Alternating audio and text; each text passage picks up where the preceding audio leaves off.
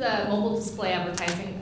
Just to kind of preface you guys a little bit, this is very innovative, very new technology.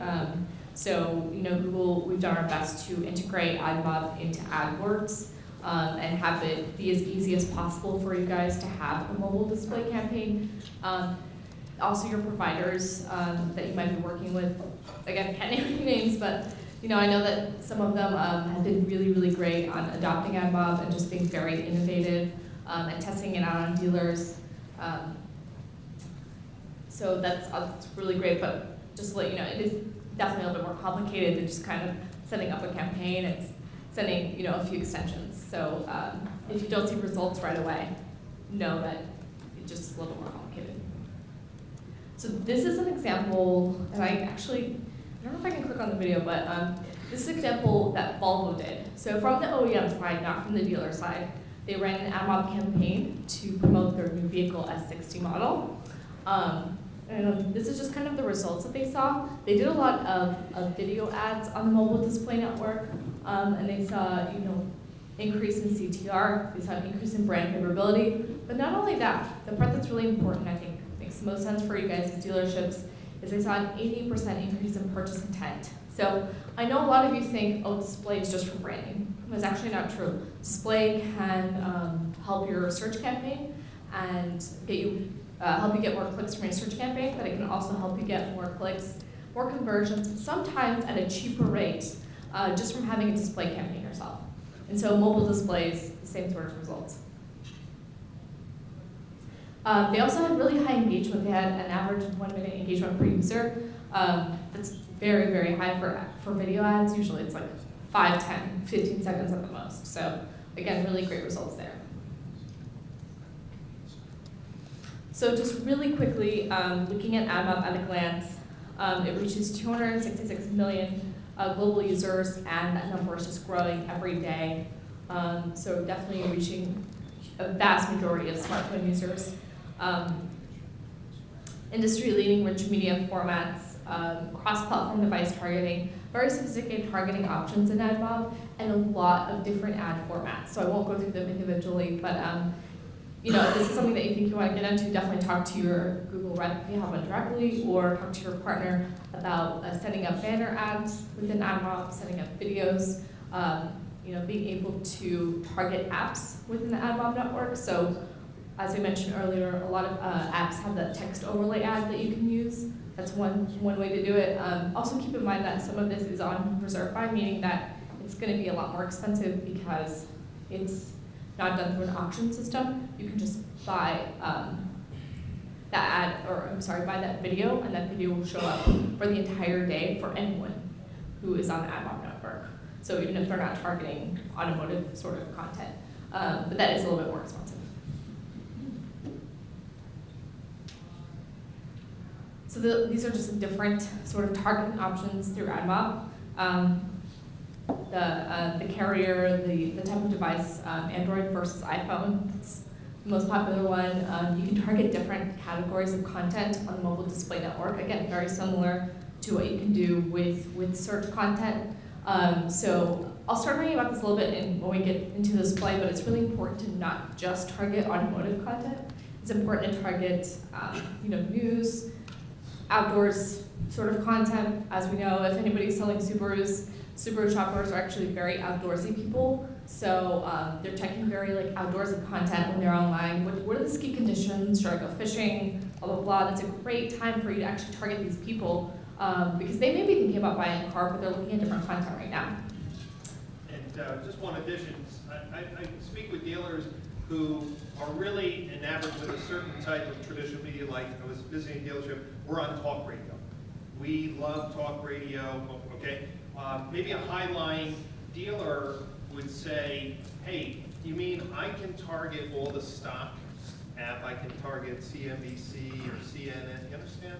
So that, I look at my CNBC app probably 5 times a day during the stock market hours, right? There's ads there. So think of this new opportunity, and I love the Highline example, is you could say, I want to target financial apps in the AdMob network and run my banner just during business hours, 9 to 5, during stock market hours. And if they're in Irvine, California, or, you know, Buena Noches or Buena Vista or whatever, you know, I want them to see Shelley BMW's banner ad that clicks, goes right to my mobile site. On that mobile site is a little video that tells them why they should be doing business, or 2013 models are coming out, right?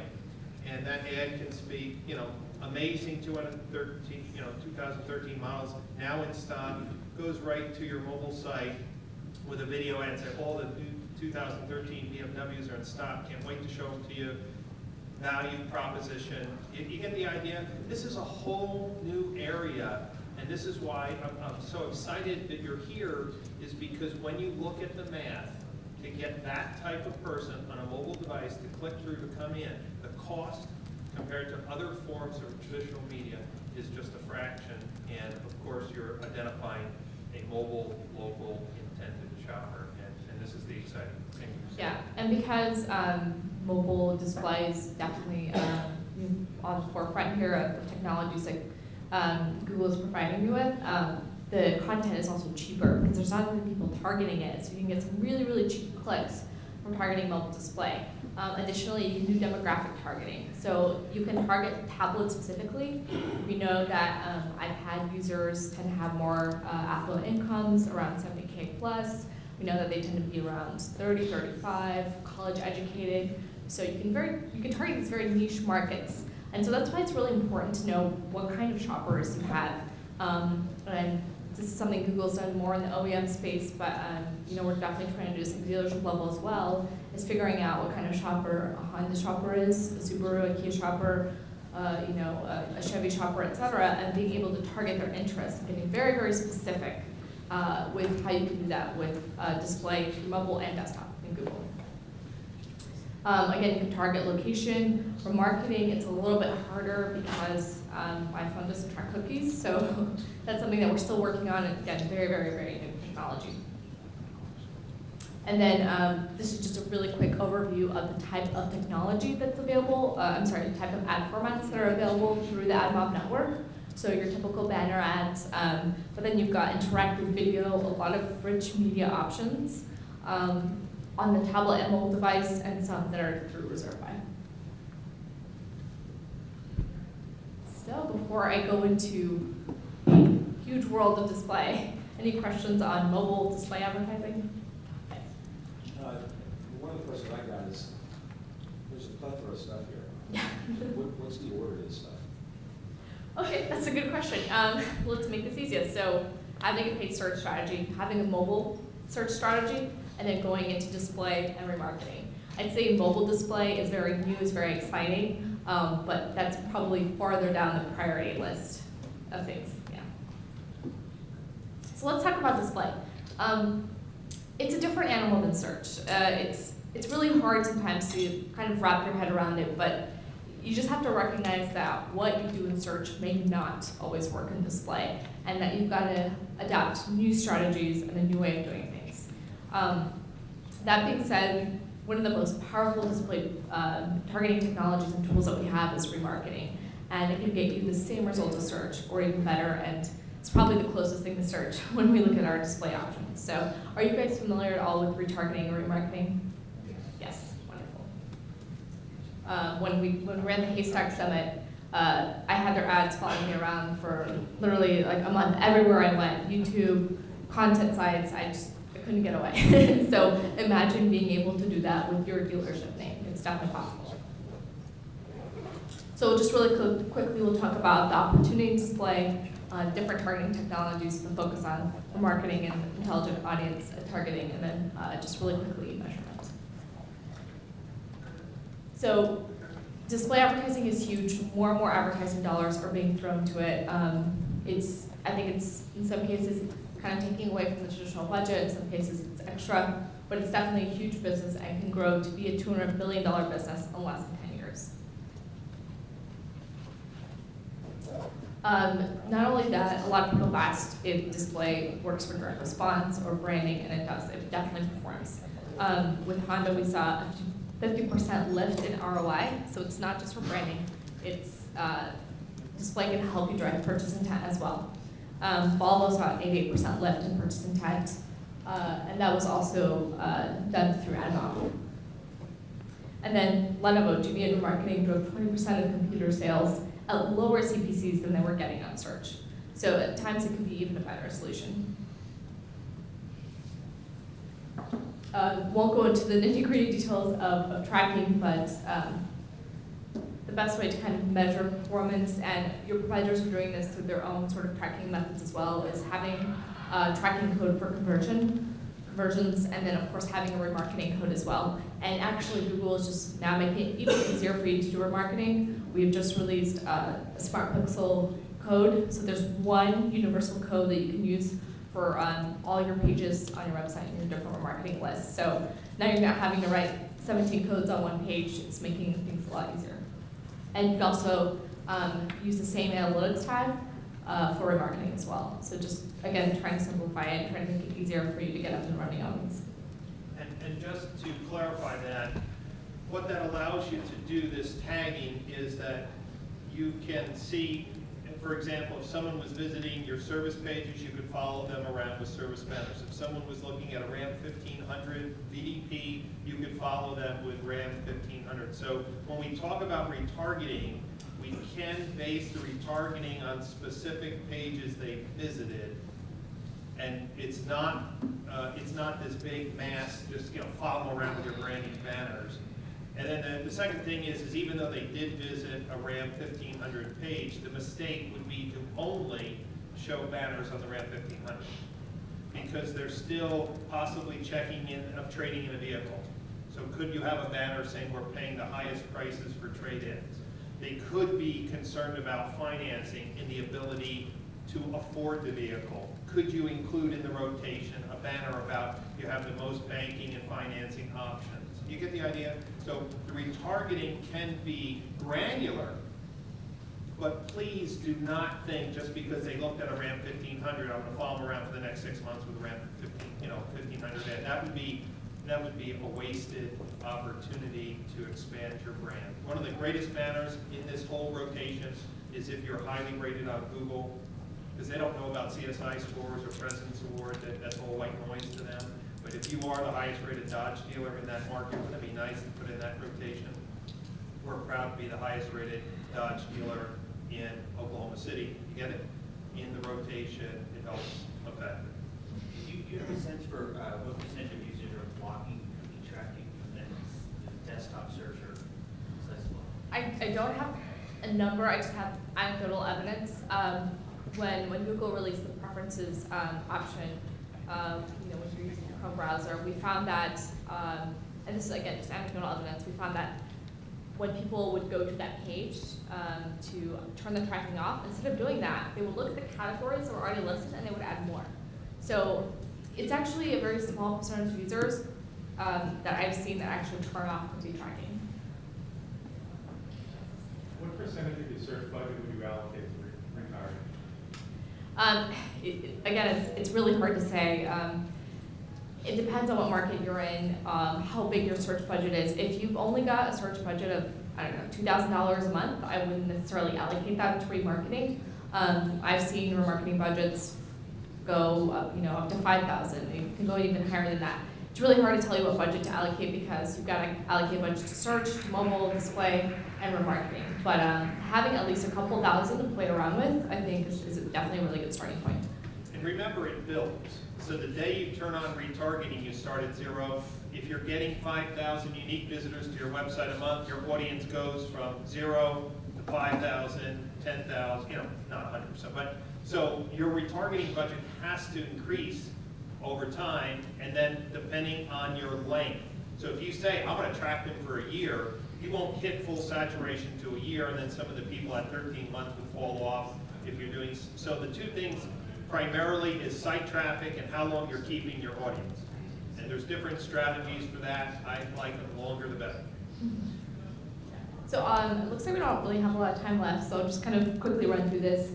Basically, this is just a really quick graphic of all the different options you have within display to build a very precise targeted campaign. So just really quickly, there's contextual keyword targeting, where you're targeting the content of the page by choosing your own keywords. So for example, I only want to target pages that talk about cameras and Nikons. Then of course there's remarketing, interest categories. We'll go over that a little bit later. Topic targeting, and just targeting also specific placements or sites. So I really just want to target these 3 sites because I know they convert really well. You can do that as well. So the cream of the crop we talked about a lot so far, remarketing. 96% of people who visit a website leave without actually taking the action that you want them to, or they go to a different website. Obviously you can't purchase a car on a website. You can at least remind them to call your dealership later on to come in for a test drive. So what you can do is you can look at what kind of content they visited. If they look at a Honda Accord, you can then kind of follow them around as they're browsing the web and show a model for Honda Accord. Again, I wouldn't do this for forever, and I would maybe change up the inventory a little bit. Maybe they've restarted the research process. Maybe now they're visiting Toyota Camrys instead. So, if you service both of those in your dealership, it's good to kind of figure out where they've been and serve them any sort of remarketing ads. But this kind of closes the loop. It helps them remember your dealership, helps them remember that they were actually looking for a car, and hopefully will drive them to your dealership closer to the end of the purchase funnel. So again, just some more of the benefits of remarketing: reach more users at scale, reach them quickly. And this is just a little bit about how it works. So just, say you're a luxury company and you want to capture visitors who went to your site, they didn't enter their zip code to locate a dealer. You put one remarketing tag on those pages, or ask your provider to do that, and you create lists of users who visited the different pages within your site. And you definitely want to have a different list for different pages. You don't want to have just one big remarketing list, because then it may not be as precise. So when a user is on that list and they're browsing other things on the display network, or if they're on YouTube, remember YouTube is part of the display network, they have the option to see your ad. So Brian? Yeah, so this is just one example, and I'll add one more, is that this was a group that was anti-digital marketing, big traditional spend. I said, let's just turn on retargeting. So we put, just from April to August 1st, they built over 65,000 people who were targeted. In July, those people saw ads to that dealership 20 times. 2,000 people clicked back. Why do you think they clicked back? What were those 2,000 people doing?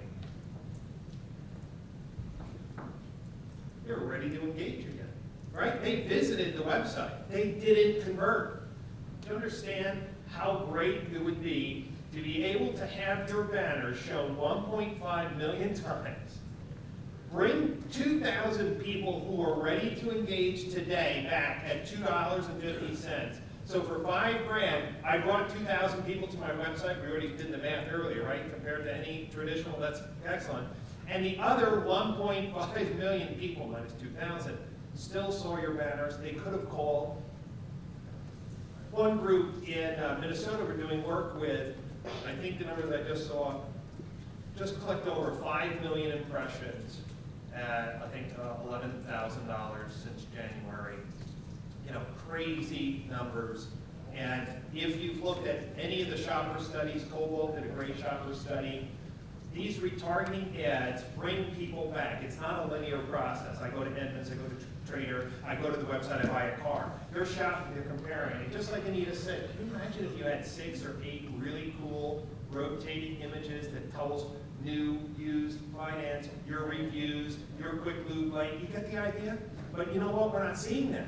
So if you get the bug and you go back to your graphics designer and say, look, I want 8 or 10, different compelling call to action messages, this is really powerful. And I will tell you that there hasn't been one client who's used our retargeting strategy that ever said, I want to cancel. It's just, the math is too hard. And not having a retargeting strategy is like having a leaky bucket, because you're just kind of missing out on those people who have the potential to go back to your site and potential to buy your car later on. So yeah, you're just helping complete the sales cycle by making sure you're re-engaging with these customers. So again, some of these obviously don't apply to you guys because you can't buy cars online, but some of the best ways to capture users through, you know, high-value product pages, the inventory pages for you guys, search landing pages, parts and service. If they got to your page and they got to the form, but they were like, I don't want to fill this out, you can target them later on. Hey, remember you need an oil change? That kind of, you know, that's an immediate thing. You can easily capture that traffic because they're immediately looking for an oil change. And just to be clear, smart retargeting strategies could say, if someone visits my service page only for the next 7 days, do I want to follow up with service call to action? With me? They went to your appointment form, they didn't fill it out. Your service appointment form has a high bounce rate. If you look at it, maybe less than 10% of the people who go to your service appointment page ever fill it out. So wouldn't it be cool? One of the other most interesting studies, I think I saw from Cobalt, one of the most relevant pages to having someone show up in your dealership is a visit to what page? Which page has the highest correlation to car sales? The map and directions page. Wouldn't it be cool if you put a specific retargeting code on your map and directions page, and for 48 hours or 72 hours after someone hits there, they're automatically in a list that has compelling call to action, because if they went to your hours and direction page, you know they're ready. So if they had to pick 2 or 3 dealers in the market, you know, they're in Southern Cal, they're gonna go to Crevier, they're gonna go to Irvine or Shelley BMW, right? They're all in that little thing. Wouldn't it be cool? Hours and directions, next 72 hours, give them a reason to come to Shelley BMW first, right? You understand? People are saying, I want more leads from my website. And if 90%, as Anita said, don't complete the action, they don't, you know, do what we want them to do. Wouldn't it be cool? 96%. Wouldn't it be cool if you could really start targeting and having granular campaigns? And it is available today. Is it geographically controlled?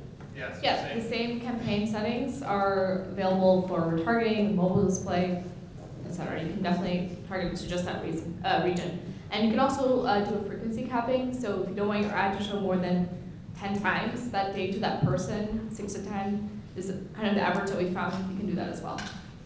Because after a while, this have diminishing returns. You don't want to see that too much.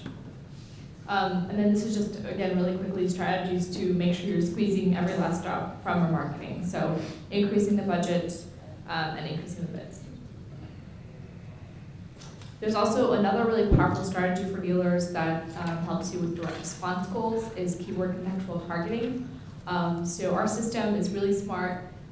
It analyzes all the content on the web and looks at the text, the links, the images on that page, and matches that up to whatever keywords or themes that you pick in your campaign. So if you want to target, this example is cameras, but if you want to target camera users, you can just target sections of the web or even sections of a specific page that just talk about cameras. And maybe that's useful for you guys. Maybe they're buying a camera, they're going on a road trip, maybe they need service before they go on the road trip to make sure that their car doesn't break down in the middle of the road. You have to really kind of think creatively about what people could be doing on the web.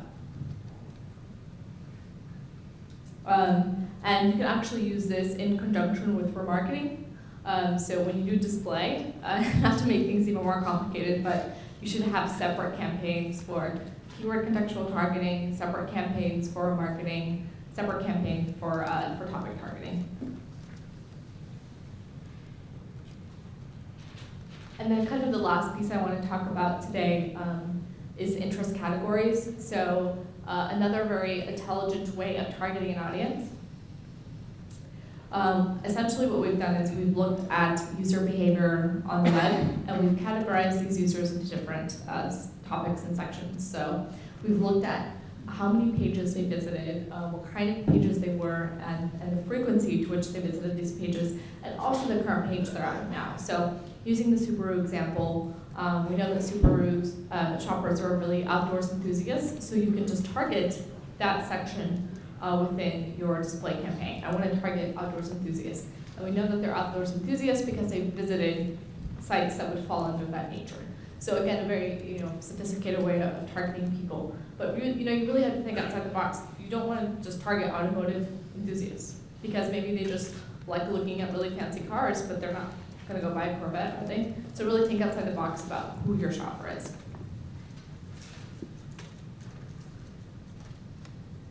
Okay. So really quickly, I know we don't have a lot of time. You know what we do, let's pick up Really quick. on The third one? on the third. Okay. Pick up from here. Interesting stuff. Yeah. Really want to just challenge is that don't be overwhelmed with all the options. What you should be as entrepreneurs saying, hey, you're telling me I can target people who are outdoor enthusiasts. I can target people who visit my site. I can follow them around. I can target people on YouTube. The point of the E3 session is that really the world is in your hands. You have the granularity to target. I believe entrepreneurs, when they understand Google AdWords, start to salivate. Say, I'm a BMW dealer. Hey, is there a luxury buyer category? Yes. Yeah, there You is. mean that I can target people who Google thinks are luxury buyers in Orange County and show my banner ads? Yes. And I can do it on mobile devices? Yes. And people who visit my website can follow them around with cool banners? Yes. But how many car dealers really understand it? And so today, this is the stir of the pot. And then go out to the exhibit hall. There's a number of people who are here that run these type of campaigns. Don't leave here confused. Just know that you don't have to be the expert, but you should be the architect. The architect of the message. Know the tools you have. Not all of you who are dealer principals or general managers can fix a transmission on the car, but you know how to run a service department. Same thing. Know your options, know how to inspect them, extend your brand everywhere, 24/7, and you will be surprised on how the shift of cost per visitor and cost per retail sale changes. So it's 1 o'clock. Let's go get some lunch. Thank you, Anita, very much. That's a lot of stuff.